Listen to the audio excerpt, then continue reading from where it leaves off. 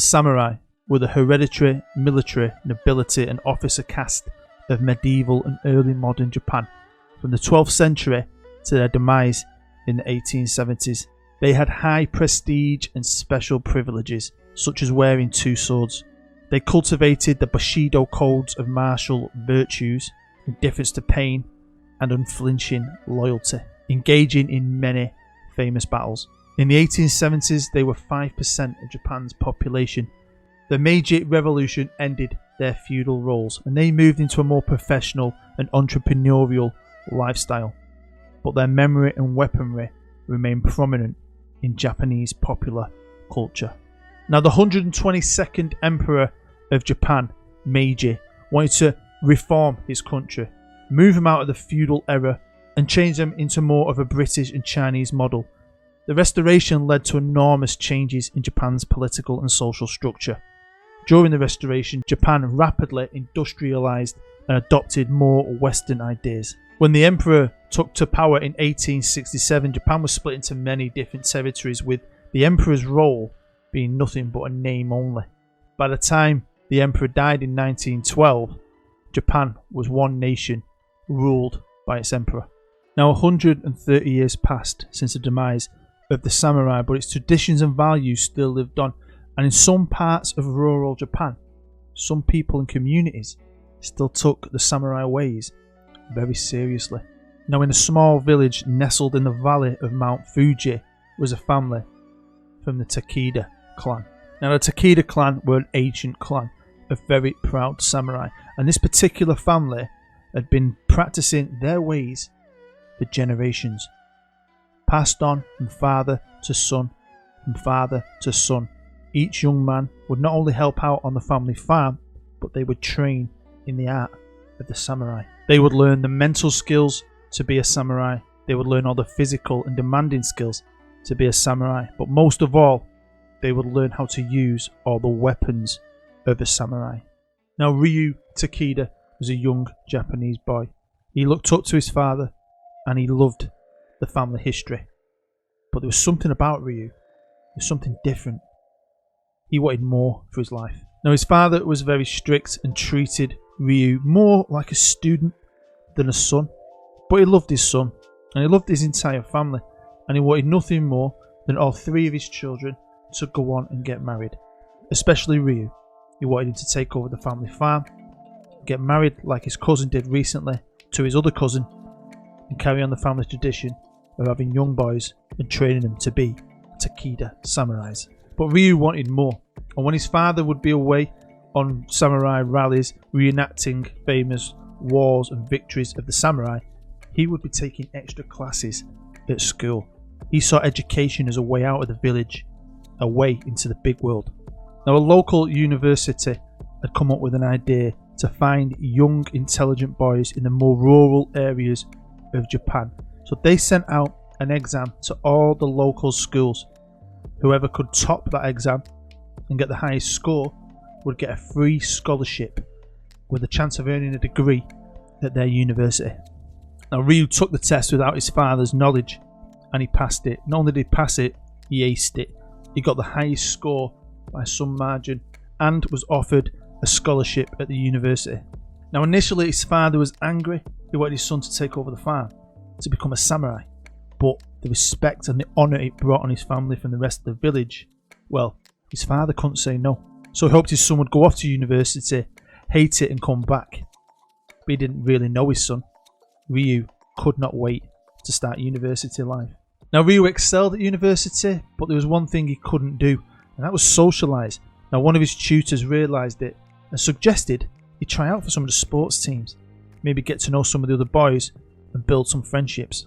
So Ryu went down to the soccer tryouts.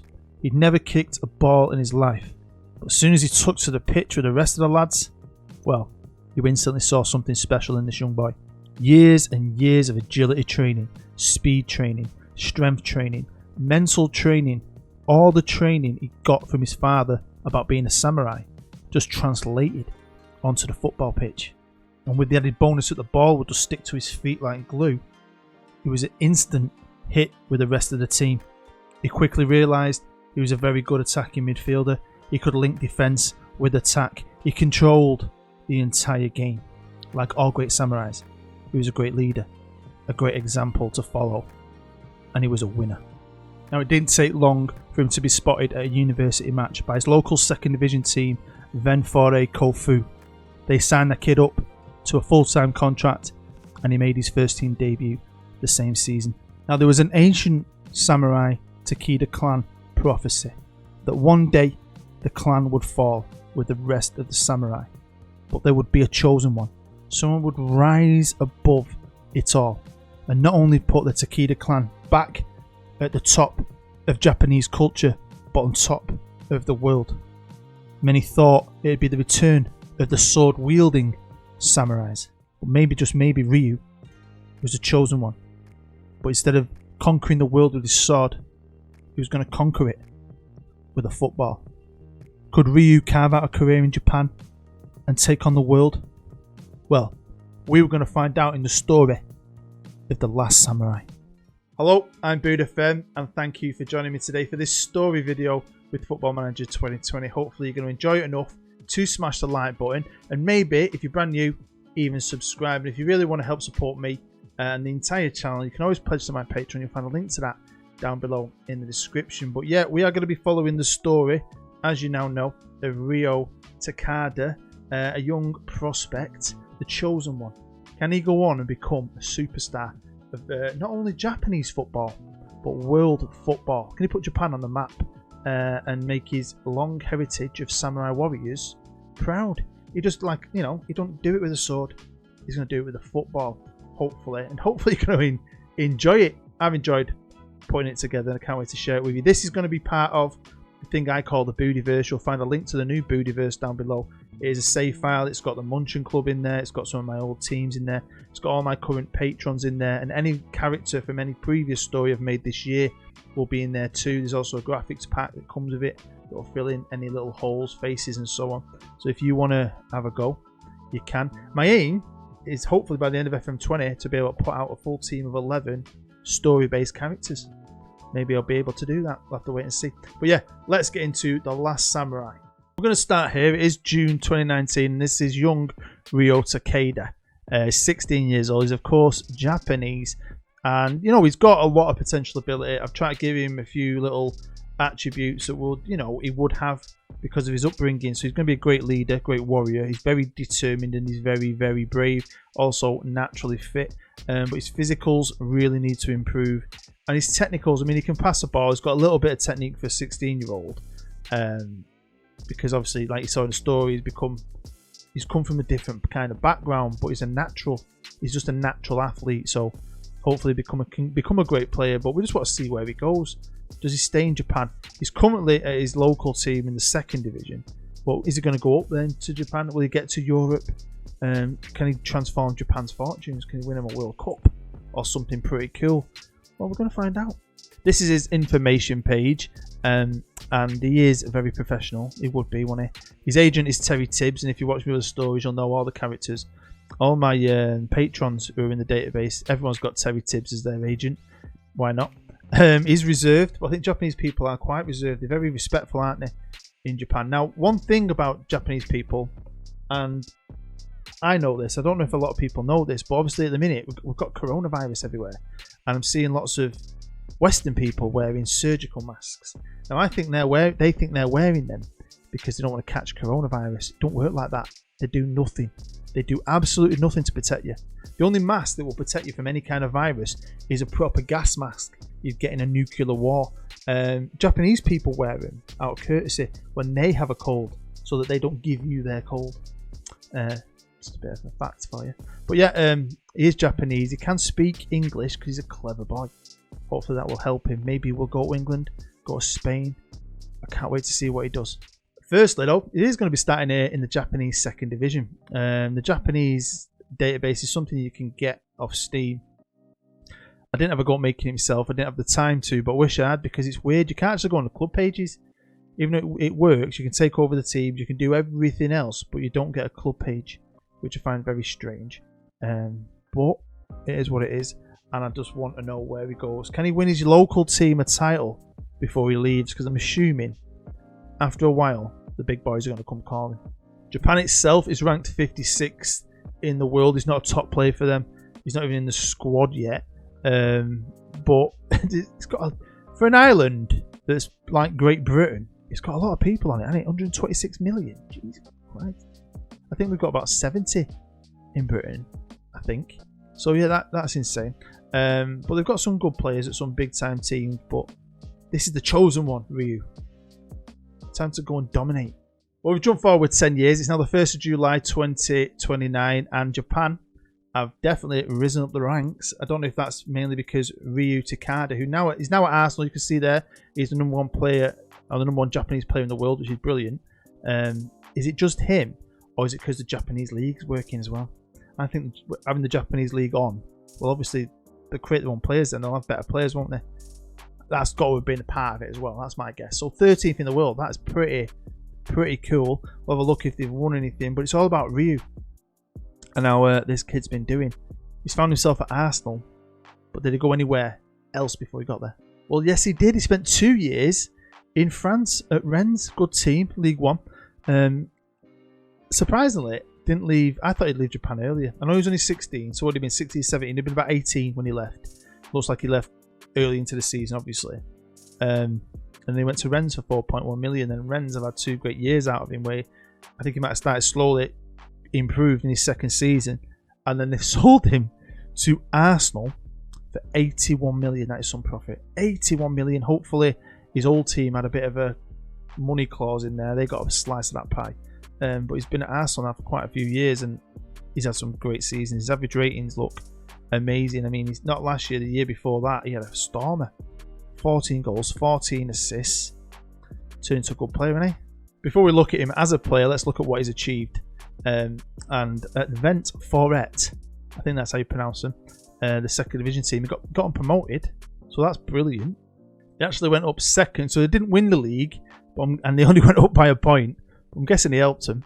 And then it's his 3rd season. Now, he left early in this season, and they just managed to survive. Well, then they went down the year later, and they've been back down there ever since. So he did give him a taste of the big time. Now, he went to France. He actually got to a cup final. Unfortunately, lost it, which is massively disappointing. And he got to the AFC Asian Cup with Japan and lost that. Not his best couple of years, really. Then he moved to Arsenal and straight away got to a cup final and lost that. Jeez. But he did manage to win the AFC Asian Cup in 2027 with Japan, so that's fantastic. And then from then, so he's been at Arsenal a couple of years and they've done nothing. Arsenal have been a nothing team, but maybe they were building something, because now they've started to get to finals and win a couple. So they got to Carabao Cup, lost it. Got to the FA Cup, lost it. So how many cup finals had he lost until he finally won that's the 3rd division, that, isn't it? 3rd division of Europe, but it's a win. It's a freaking win. Then he's lost the Carabao Cup and the FA Cup again. Not Ryu personally, Arsenal, but he's in the team, don't forget. But then he's actually won the Europa League. So maybe he's got next it's Champions League, isn't it? He's working his way up to a Champions League. But it's still decent, but wow, some runners-up medals, eh? And also he's some player. Now, I did give him good potential. You want him to become good. It's a whole thing. He's a chosen one, isn't he? So it's all about. So he's 26 years old now, 78 caps, 28 goals, on 300 grand a week. He's got 3 years left on his deal. I'll take him to what, being 29. Loving his time at Arsenal's worth 98 million. His physicals definitely improved. His mentals have got even better, and his technicals are amazing too. So he is like a central midfielder, attacking midfielder. He pulls the strings all over the pitch. Charismatic leader, elite attacking midfielder. Hopefully he's done his father proud now. Look at his information. He can speak French fluently. Clever boy. In here, 2 years in France and he can speak French fluently. I like it. I like it a lot. Still got Terry Tibbs as his agent. Always gets you the best deal. Loves Mikel Arteta's got a few other homies there as well. And undroppable due to his form for his country. Undroppable. Now back to his milestones. I want to look at some of his awards for his entire career. Now he hasn't won anything like a Ballon d'Or, but he's got that in his locker. He's hitting his peak years. But he has won. He's got in Team of the Weeks, Midfield of the Season runner-up in the Champions League. I think his best years are still ahead of him. I'm looking at Japan's fixtures just to show you, because this is when he's starting to get good around this time. And they've got to a World Cup, but unfortunately couldn't get out the group stage, even though they're a good team. The next year, they did go on and win that Asian Cup final against Iran, knocking out South Korea as well. And Vietnam, some local rivals, even North Korea in the group stages. And at the minute, they're trying to get back to the World Cup in the qualifiers. A couple of games left to play, but they've already qualified with Saudi Arabia and China, so hopefully can take it easy. And it'd be exciting to see if he can take that next step in a World Cup.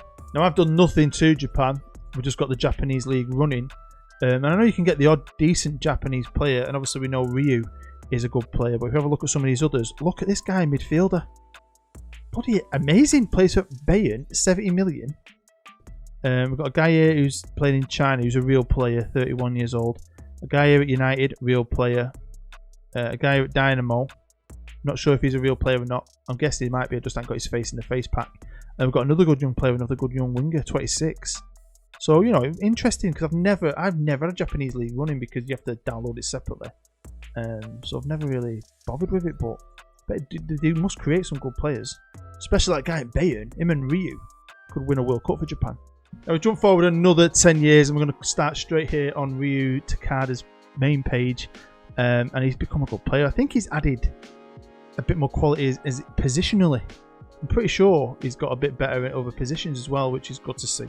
Obviously his stats aren't what they were. His physicals are now on the decline. His technicals have gone down a little bit. His mentals are still amazing. He's still a charismatic leader. He's on a lot less money. He's worth a lot less. He's still elite though. At 36, I mean, he is still an absolute beast. And he looks like he's won a lot of trophies for Arsenal. Played 469 times, scored 119 goals. He must be a Gunners legend. I mean, he's going into his 16th season at Arsenal. 16 seasons. Wowzers. I mean, I knew he went to Arsenal, but I kind of thought he might have ended up at a PSG or something. Do you know what I mean? Or Man City. That's what normally happens with these things. So fair play to him for staying. Now, if you look where the mouse is, right there, that's the last thing we saw him win. And he went on to lose the Carabao Cup in the FA Cup final again. That's 3 times he's been to both finals and lost them. Won his second Conference League. Won a Carabao Cup. Jesus Christ, I bet he kissed that trophy. I bet he licked it. I bet he drank out of it, ate his dinner out of it. Won another Europa League. Won a Super Cup. Lost the Carabao Cup again. Finally won an FA Cup. Jesus. So, in all them years, he's not got a Premier League or a Champions League. Although, you know, he's won some great trophies. That's sad, that, in a way. He's also never won a Ballon d'Or.